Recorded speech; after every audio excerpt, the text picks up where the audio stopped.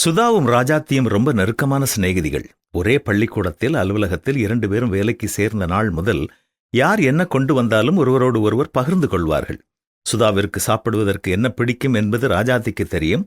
அதே மாதிரி ராஜாத்திக்கு என்ன ரொம்ப விருப்பம் என்பது சுதாவிற்கு தெரியும். ஒரு நாள் ஒரு கடலை மிட்டாய் உற்பத்தி செய்யும் இடத்திற்கு சுதா போக வேண்டிய சூழ்நிலை வந்தது. அங்கே இருந்த கடலை மிட்டாயில் சிறந்த சில பாக்கெட்டுகளை ராஜாத்திக்காக வாங்கி வந்த சுதா, ராஜாத்தி, மறக்காம சீக்கிரமா இதை எடுத்து சாப்பிடு அப்படின்னு சொல்லி ராஜாத்தியின் இடத்தில் அதை கொடுத்தாள்.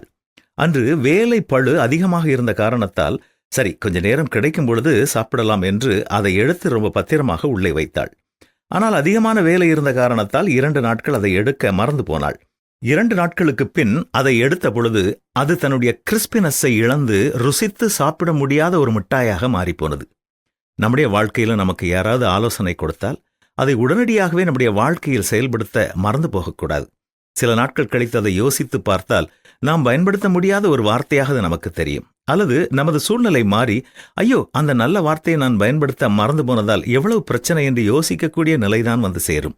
அதனால் நமக்கு யார் நல்ல ஆலோசனை கொடுத்தாலும் அதை உடனடியாக பயன்படுத்த வேண்டும். ஏற்ற சமயத்தில் சொன்ன வார்த்தை வெள்ளித்தட்டில் வைக்கப்பட்ட பொற்பளத்திற்கு ஒப்பானதாக இருக்கிறது என்று வேத புத்தகத்திலும் நாம் வாசிக்கிறோம். இனியாவது நாம் கவனமாக இருப்போமா?